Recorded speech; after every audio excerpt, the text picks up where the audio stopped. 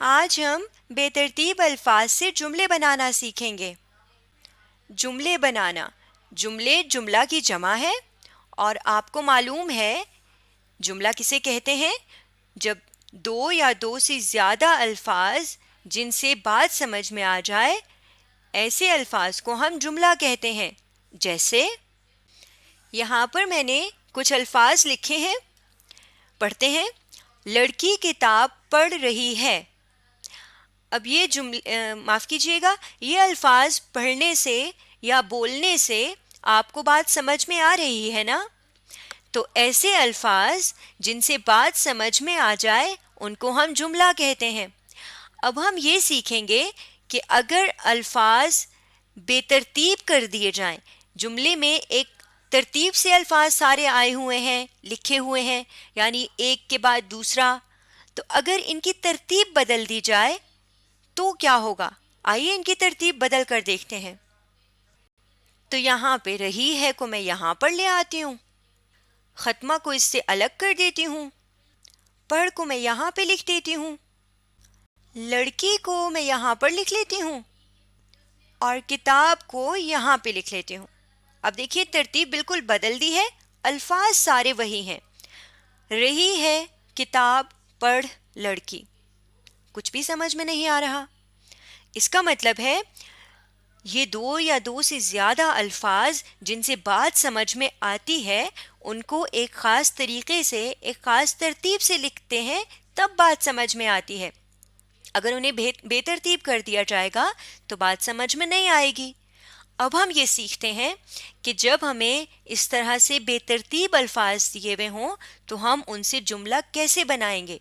यहाँ पर हमारे पास कुछ बेतरतीब अल्फाज दिए हुए हैं, इनकी मदद से हम जुमला बनाने की कोशिश करते हैं। बेतरतीब अल्फाज हैं ने, पकाया, अम्मी, खाना और ये खत्मा का निशान। अब आपने ये पढ़ा था कि जुमले में जब फ़ाइल, फ़ेल और मफ़ूल इस्तेमाल होते हैं, फ़ाइल, मफ़ूल और फ़ेल इस्तेमाल होते हैं किसी जुमले में, तो उस जुमले की तरतीब हम देख लेते हैं कि वो क्या होती है। फ़ाइल कहते हैं काम करने वाले को, मफ़ूल कहते हैं जिस चीज़ पर काम किया जाए, और फ़ेल कहते हैं काम को। ये बातें आपने सीख ली हैं।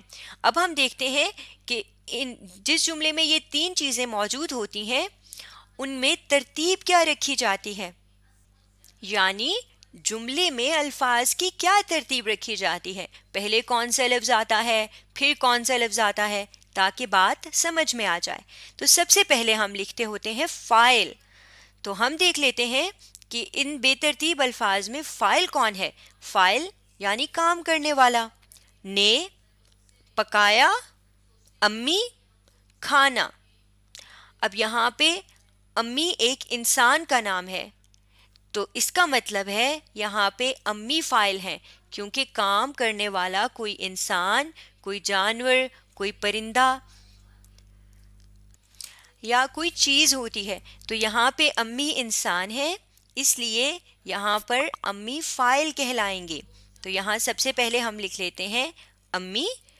उसके बाद हमने हर्फ़े जार लिखना होता है, और हम जानते हैं कि हर्फ़े जार कहते हैं ऐसे हुरूफ को या ऐसे हर्फ को जो जुमलों में दो अल्फाज को मिलाने का काम करता है। अब यहाँ पे ने एक ऐसा लफ्ज़ है जो दो लफ्ज़ों को मिला सकता है, तो हर्फ़े जार ने को हम अम्मी के बाद लिख देंगे, यानी फ़ाइल के बाद। उसके बाद यहाँ पर लिखा है मफ़ूल।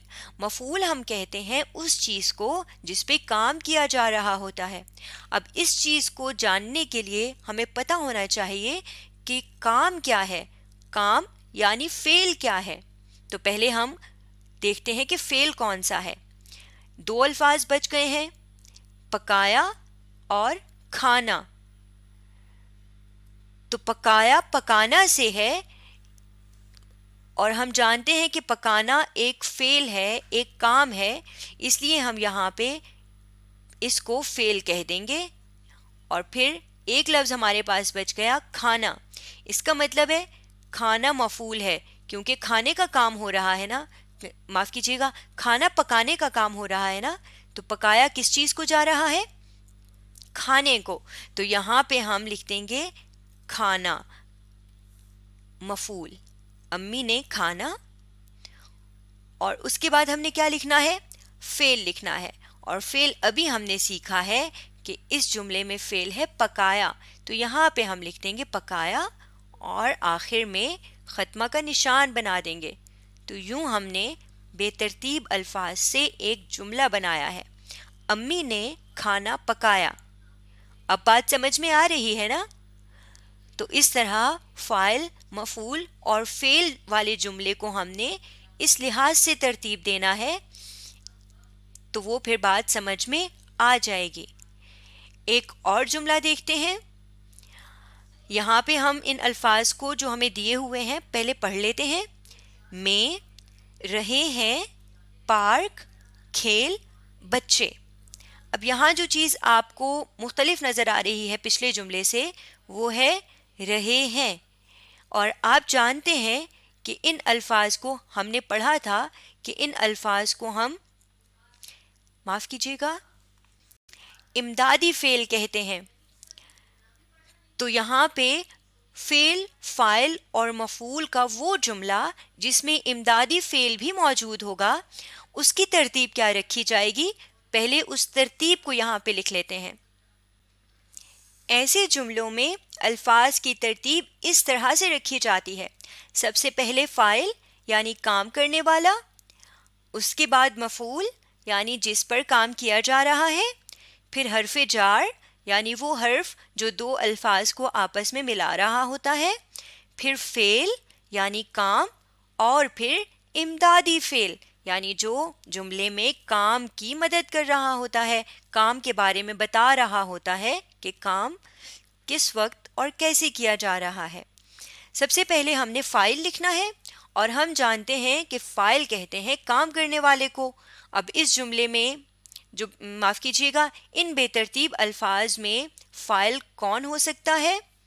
میں، رہے ہیں، پارک، کھیل، بچے. اب بچے انسان کا نام، انسان ہوتے ہیں نا، انسانوں کا نام ہے. تو یہاں پہ بچے فاعل ہے، کام کرنے والے کون ہیں؟ بچے ہیں.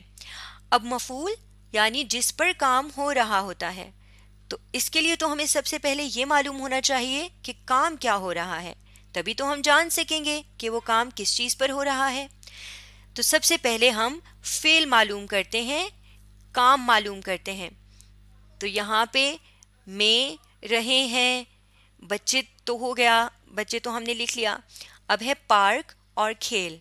اب دیکھیں یہاں پہ کھیل کھیلنا سے ہے یعنی کوئی کام کرنا ہے. تو یہاں پہ کھیل کام ہے یعنی فعل ہے. اور یہ فعل یا یہ کام کون سا ہے یا کہاں کیا جا رہا ہے، یہ دو باتیں لکھی ہوئی ہونی چاہیے. مطلب ان دو میں سے کوئی ایک بات لکھی ہوئی ہونی چاہیے. پارک، پارک میں کھیلا جاتا ہے نا. اب یہاں کسی کھیل کا نام تو نہیں لکھا ہوا، تو اس کا مطلب ہے یہاں پہ مفعول پارک ہے کیونکہ کھیل پارک کے اندر کھیلا جا رہا ہے. تو یہاں پہ ہم مفعول کی جگہ لکھ دیں گے پارک، بچے پارک. آگے ہم نے لکھنا ہے حرف جار، وہ حرف جو دو لفظوں کو آپس میں ملا سکتا ہے. اور یہاں پہ بچے، پارک، کھیل، رہے ہیں، یہ سب تو ہو گئے.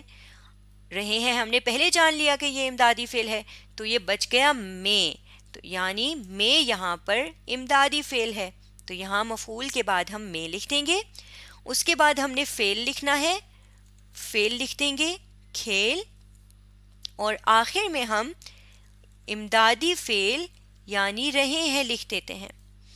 تو اس طرح ہم نے بے ترتیب الفاظ سے جملہ مکمل کر لیا ہے اور آخر میں ہم نے ختمہ کا نشان بھی لگا دیا ہے کیونکہ جملہ جب مکمل ہو جاتا ہے تو ہم ختمہ کا نشان استعمال کرتے ہیں. آئیے اس جملے کو پڑھتے ہیں کہ اب بات سمجھ میں آ رہی ہے یا نہیں. بچے پارک میں کھیل رہے ہیں. اب بات سمجھ میں آ رہی ہے تو اس کا مطلب ہے ہم نے جملہ ٹھیک بنا لیا ہے. ایک اور جملے کی مشق کرتے ہیں، ایک اور جملہ بنانے کی. یہاں پر ہمیں کچھ الفاظ دیے ہوئے ہیں. کتاب، رہی ہے، لڑکی، پڑھ، کیوں؟ اور یہ دیکھیے آخر میں سوالیہ نشان بھی لگا ہوا ہے، اس کا مطلب کہ یہ جملہ سوالیہ ہے۔ اب جب فعل، فاعل اور مفعول والے جملے میں سوالیہ جملہ ہوتا ہے، یعنی کوئی سوال پوچھا جا رہا ہوتا ہے، تب الفاظ کی ترتیب کیسے رکھی جاتی ہے؟ پہلے یہاں پر وہ لکھ لیتے ہیں۔ یہ ہوتی ہے فعل، فاعل اور مفعول والے سوالیہ جملے کی ترتیب۔ سب سے پہلے فاعل لکھا جاتا ہے، پھر مفعول لکھا جاتا ہے، پھر سوالیہ لفظ لکھا جاتا ہے، یعنی وہ لفظ جس کی وجہ سے جملہ سوالیہ بن رہا ہوتا ہے، پھر فعل اور پھر امدادی فعل۔ اب دیکھیں ہم جانتے ہیں امدادی فعل تو یہ ہو گیا۔ اب ہم دیکھتے ہیں سب سے پہلے ہم نے کیا لکھنا ہے؟ فاعل۔ تو فاعل یہاں پہ لڑکی فاعل ہے، کیونکہ لڑکی ایک انسان ہے اور کام کرنے والی ہو سکتی ہے۔ اس کے بعد مفعول، یعنی جس پر کام کیا جا رہا ہے۔ اب سب سے پہلے تو ہمیں یہ معلوم ہونا چاہیے کہ فعل کون سا ہے، یعنی کام کون سا ہے۔ کتاب، لڑکی تو ہو گیا، پڑھ، پڑھنا سے ہے، یعنی یہاں پہ فعل ہے پڑھ۔ اب کیا چیز پڑھی جا رہی ہے؟ کتاب۔ تو یعنی کتاب یہاں پر مفعول ہے، کیونکہ کتاب پر کام کیا جا رہا ہے، پڑھنے کا، کتاب کو پڑھا جا رہا ہے۔ تو یہاں فاعل کے بعد ہم نے مفعول لکھنا ہے، تو ہم لکھ دیں گے کتاب، لڑکی کتاب۔ اس کے بعد سوالیہ لفظ، یعنی وہ لفظ جس سے جملہ سوالیہ بن رہا ہے۔ تو باقی سب تو ہم نے معلوم کر لیا، لفظ بچا کیوں۔ تو ہم یہ جانتے ہیں کہ لفظ کیوں ان الفاظ میں سے ایک ہے جن سے جملہ سوالیہ بن جاتا ہے، تو یہاں پہ ہم لفظ کیوں لکھ دیں گے۔ اس کے بعد ہم نے فعل لکھنا ہے، اور فعل ہے یہاں پہ پڑھ، یہاں پہ ہم لکھ دیتے ہیں پڑھ۔ اور آخر میں ہم نے امدادی فعل لکھنا ہے، رہی ہے، تو یہاں پہ ہم نے امدادی فعل بھی لکھ دیا۔ اب سوال جس جملے میں پوچھا جائے اس جملے کے آخر میں ہمیشہ سوالیہ نشان لگایا جاتا ہے، تو یہاں پہ ہم سوالیہ نشان بھی لگا دیتے ہیں۔ آئیے اب جملہ پڑھتے ہیں۔ لڑکی کتاب کیوں پڑھ رہی ہے؟ سوال سمجھ میں آ رہا ہے نا؟ جملہ سمجھ میں آ رہا ہے، تو اس کا مطلب ہے یہاں پر بھی بے ترتیب الفاظ سے ہم نے اس ترتیب کو سامنے رکھ کے جملہ بالکل ٹھیک بنا لیا ہے۔ آج ہم نے بے ترتیب الفاظ سے جملے بنانے سیکھے ہیں۔